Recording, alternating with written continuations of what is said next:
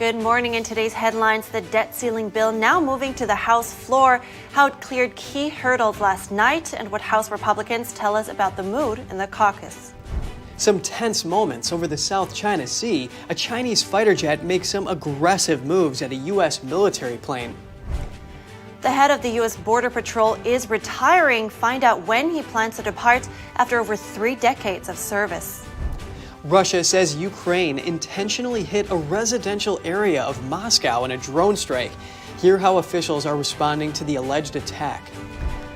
NTD will host its very first beauty pageant. We met 2 of the honorary advisors who shared their personal stories and what they think makes this pageant special.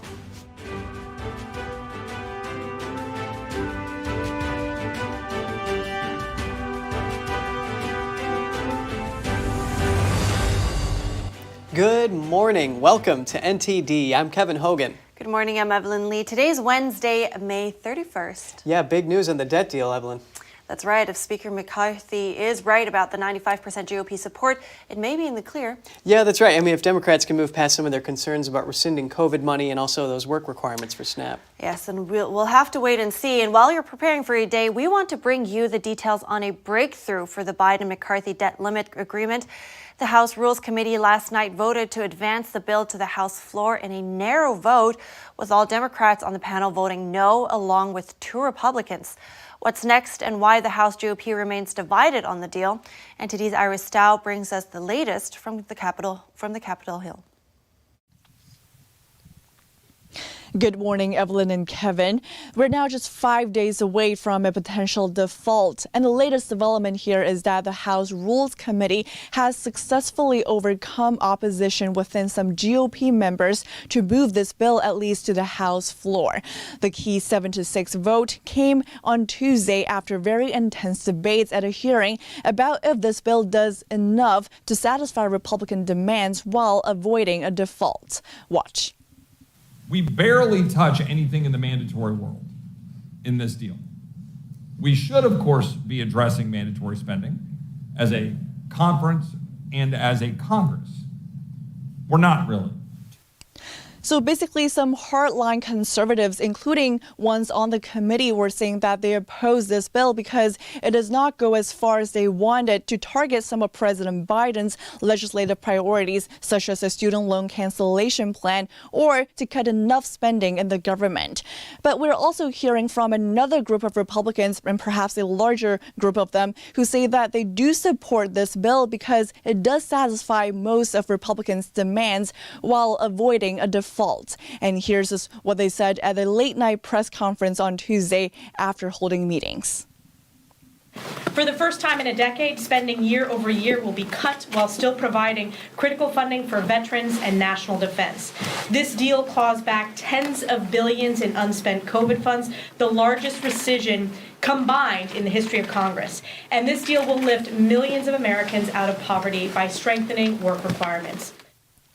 But on the other hand, we're also seeing that at least one of the House Republicans who oppose this bill has already come out to say that he would file a motion to vacate House Speaker Kevin McCarthy's leadership position over this deal that he has struck with the White House. And I asked House GOP Whip Congressman Steve Scalise over if he's concerned about this movement. Watch. As the bill has now passed the Rules Committee, what's your message to some of your Republican colleagues who might be wanting to join Congressman Bishop's call to vacate Speaker McCarthy's leadership?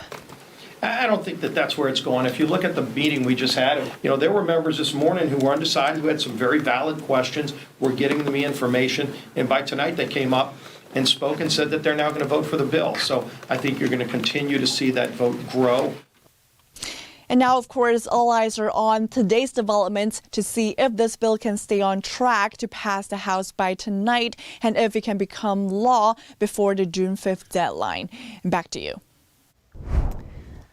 Thank you, Iris. Inside the debt ceiling deal, Republicans successfully got something that they really wanted: stronger work requirements for people receiving federal aid. Well, yeah, for years, the 2 sides have disagreed about work requirements. Here's a look at the details. Democrats have conceded on a key Republican demand: stronger work requirements for those getting help from the federal government. The stronger requirements mainly involve the Supplemental Nutrition Assistance Program, or SNAP. The program currently requires only qualified individuals between age 18 and 49 to work. But the Republicans have raised that age to 54. So able-bodied recipients would have to work for at least 80 hours a month, which would be less than 3 hours per day. It's quite reasonable for legislators to say that, well, yes, we do need to extend these work requirements in light of certain truths about changes in the nature of the workforce today. Samuel Gregg is a senior researcher at AIER. He says he believes work requirements are essential for any welfare policy, and that in this case, it makes sense for Republicans to tighten the requirements. There's a recognition here that people are working longer than they once did in the past.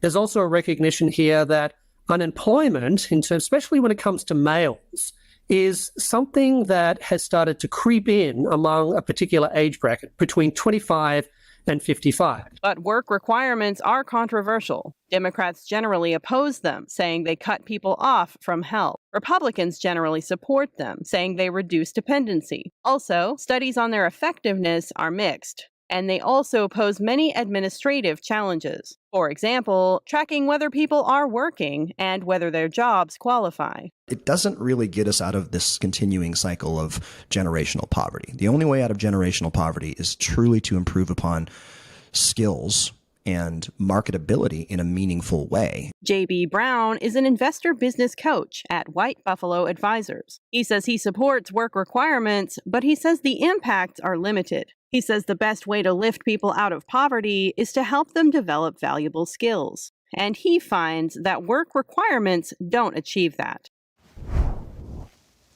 Looking at politics from a different angle now, Florida Governor Ron DeSantis kicked off his presidential campaign in Iowa. The governor held his first campaign event in the early primary state last night. Florida governor and presidential candidate Ron DeSantis made his first campaign stop at an evangelical church just outside Des Moines, Iowa on Tuesday. It marked the beginning of a busy week that will take him to 12 cities in 3 early primary states: Iowa, New Hampshire, and South Carolina. American decline is not inevitable. It is a choice, and we must choose a new direction for our country. We must choose a path that will lead to a revival of American greatness. In his speech, DeSantis first summarized what he thinks are problems with the Biden administration. They include the border crisis, high crime rates, so-called medical authoritarianism, cultural Marxism, and high inflation. We must restore sanity to our nation. We need fiscal and economic sanity. Stop pricing hardworking Americans out of a good standard of living through inflationary borrow, print, and spend policies. Embrace American-produced energy so we can be completely energy independent. The governor then went on to list what he considers his achievements in Florida, including the ban of ESG investments, DEI training, illegal immigrant sanctuary cities, COVID-19 vaccine mandates, and abortions beyond 6 weeks. While I'm proud of all that, maybe the thing that we're most proud of in Florida is that we have taken a very strong stand for the idea that the purpose of our schools is to educate kids, not to indoctrinate kids. And to that end, Florida has led the way by eliminating critical race theory in our K through 12 schools. We're not teaching kids to hate this country or to hate each other with your tax dollars. No, we're going to teach our kids what the Constitution is all about.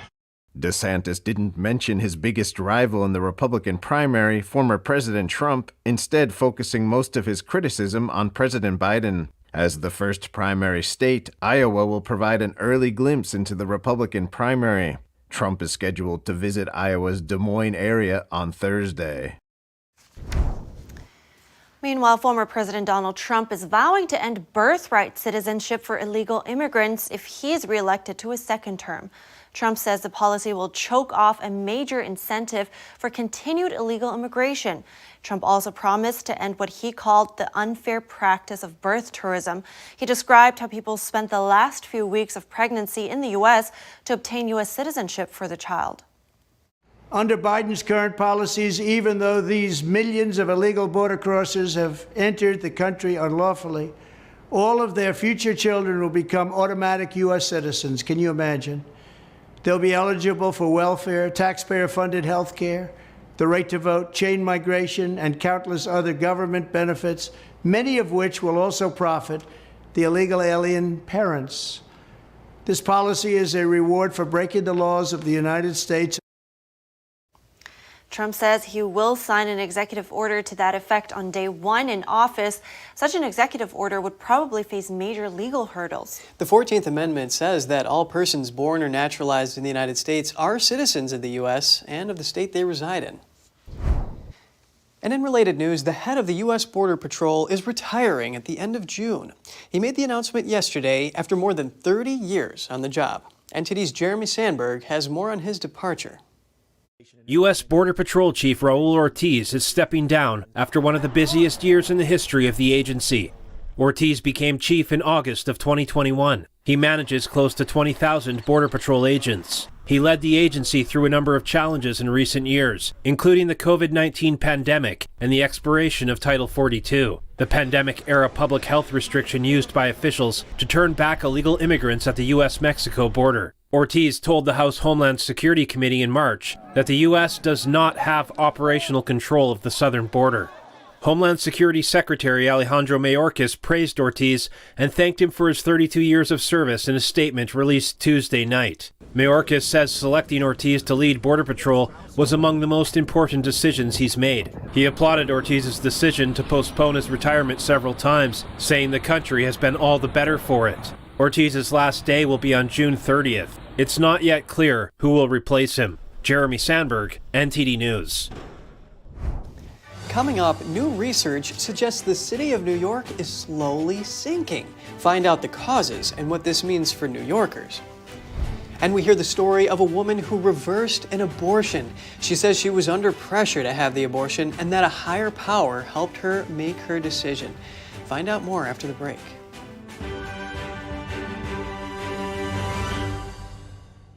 Shen Yun Creations, the streaming platform from Shen Yun, featuring world-class dance, past programs, and all original music.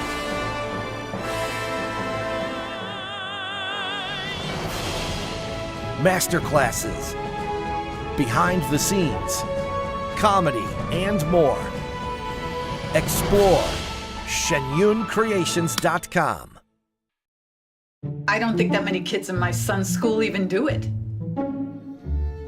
He makes fun of his friend who vapes. He would never try it. She's into soccer. She's on the honor roll. She's just not the type. No way. No way. No way. No way, my kid would never vape. Get your head out of the cloud. Today, nearly 8,000 kids will start vaping. Maybe even yours. Learn about the dangers at talkaboutvaping.org.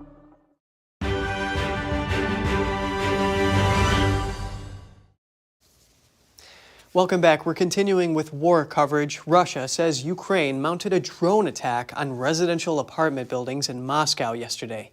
Ukraine denies any direct involvement. Meanwhile, Kyiv was hit from the air for the third time in 24 hours.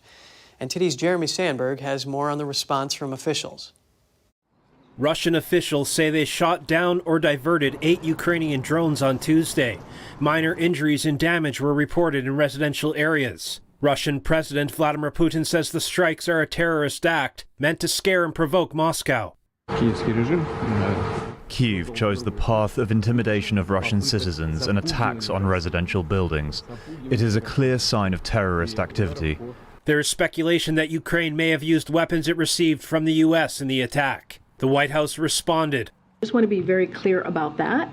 But look, we do not support attacks inside of Russia. That's it, period. The White House press secretary says Russia could end its unprovoked war against Ukraine at any time. Today was also Russia's 17th round of airstrikes on Kyiv, just this month alone. Just this month alone, the month of May, which we're almost clearly done with. Many of which have devastated civilian areas as Russia continues its brutal attacks. Kyiv's mayor Vitaly Klitschko called the recent attacks terrorism.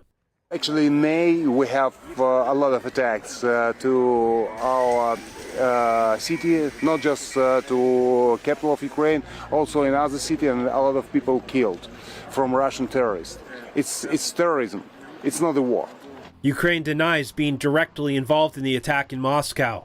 Russia's envoy to the U.S. said Wednesday that the U.S. failing to condemn the attack is an encouragement for Ukrainian terrorists. Jeremy Sandberg, NTD News.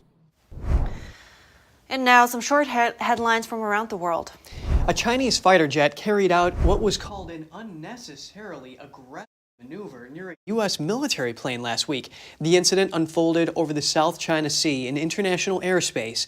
The U.S. Indo-Pacific Command said the Chinese jet forced a reconnaissance plane to fly through the jet's wake turbulence. A North Korean satellite launch today ended in failure. The rocket's second stage malfunctioned, sending the craft plunging into the sea. A state news agency said instability in the engine and fuel system caused the setback. It was North Korea's sixth satellite launch attempt and the first since 2016. It was supposed to put North Korea's first spy satellite into orbit. Elon Musk kicked off the second day of his trip to China. The entrepreneur left his Beijing hotel this morning in a Tesla with blacked out windows. Musk was accompanied by Tesla's China-based public affairs chief and also the head of global manufacturing. His car was later seen parked outside the Commerce Ministry. He's expected to meet other senior Chinese officials and visit Tesla's Shanghai plant later in the week.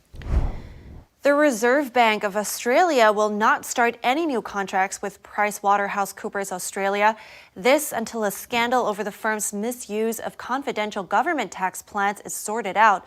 The company is on the defense after a former tax partner shared confidential government tax plans with colleagues. The aim was to drum up business. Next, we hear the first-hand account of a woman who had a change of heart after having a chemical abortion.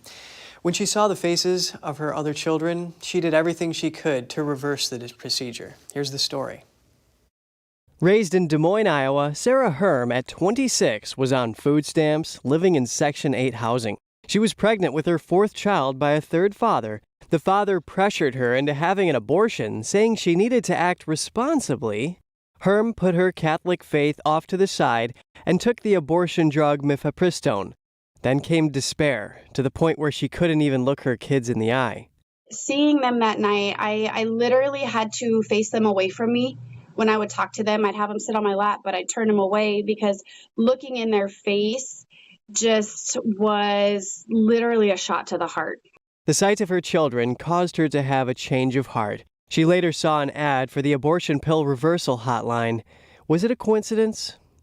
Looking back now, I definitely do feel like God was really helping me and guiding me along my journey. Like, I had thought he had just left me high and dry. I was on my own. I was like, is there even a God at this point, But I feel like he was setting things in motion.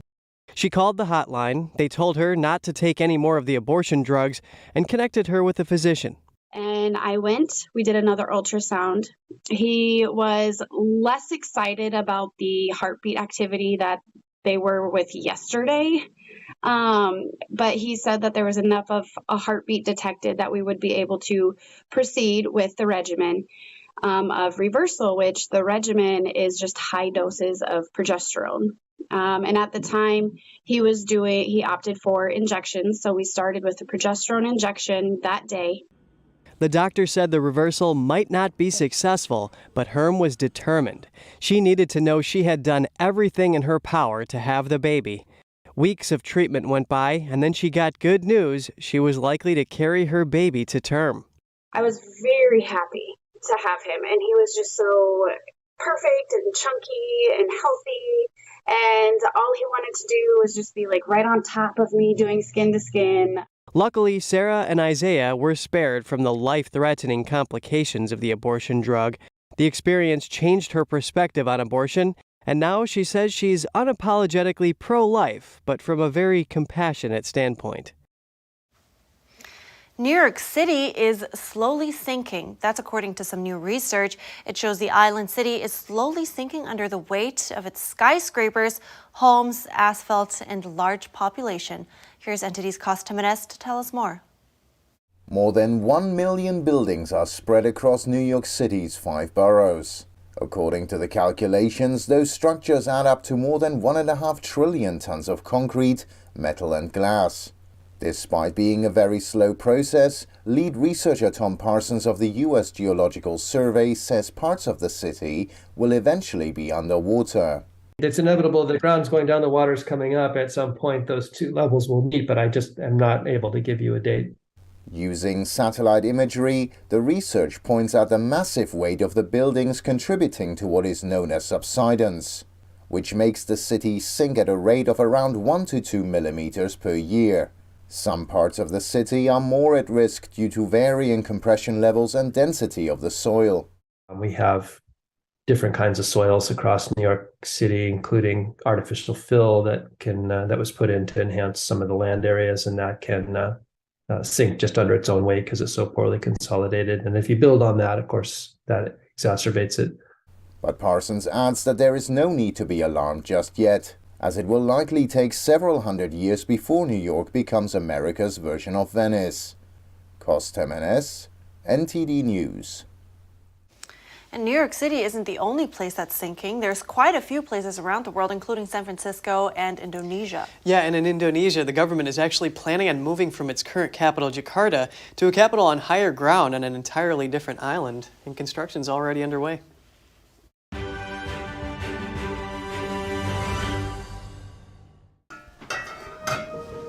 Hey, I told you enough of that. But look, this is different. It's Ganjing World.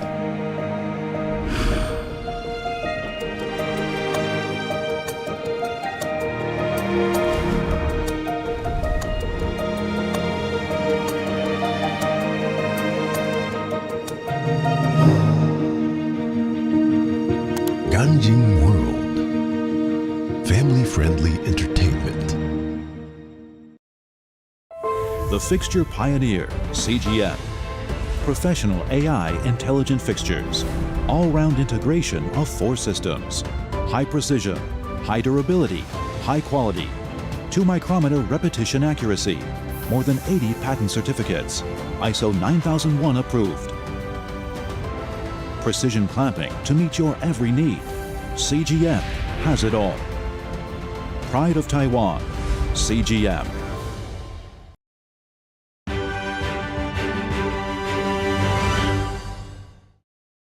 Good to have you back. NTD is about to host its very first beauty pageant.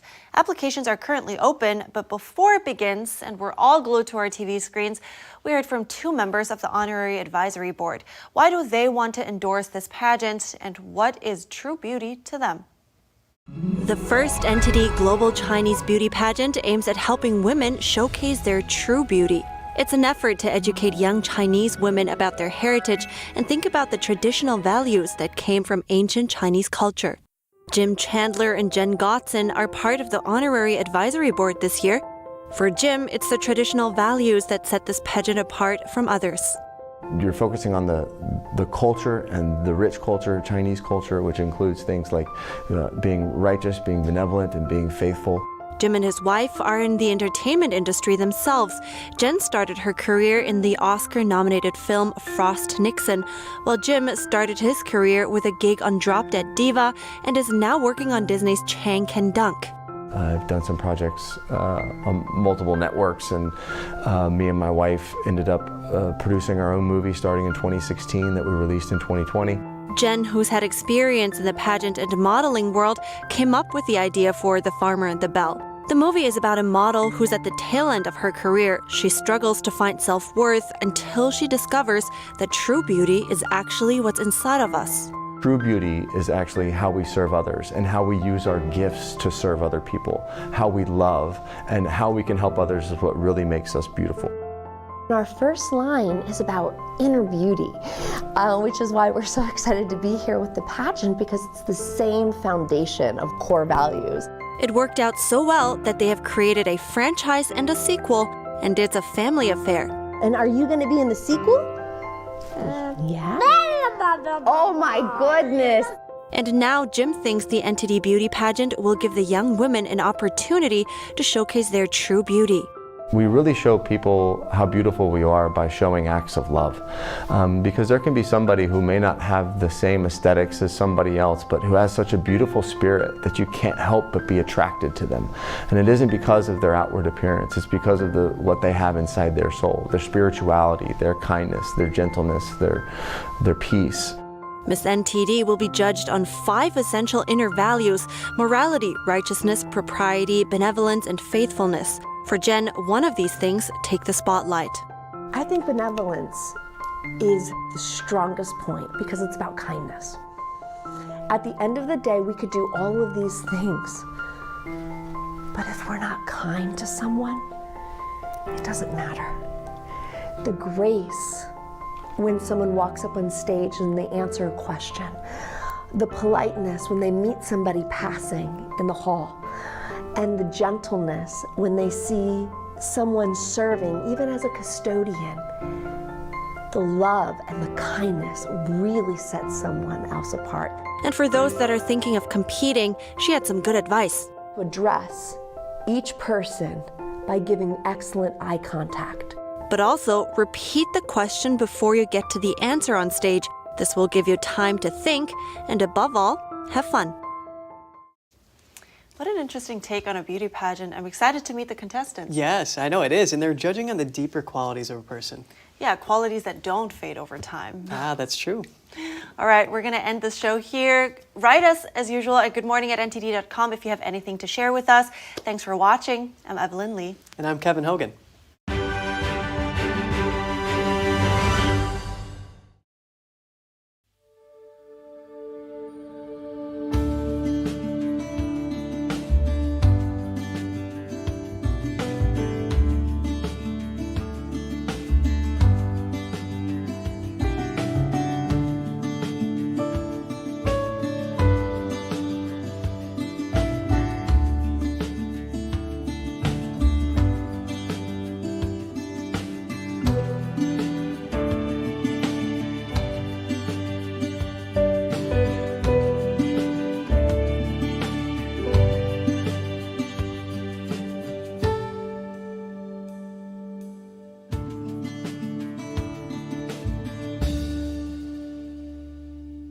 Thanks for watching us on YouTube. Did you know YouTube only keeps selective videos on its platform? So if you want to make sure you get the full picture, just subscribe to our newsletter.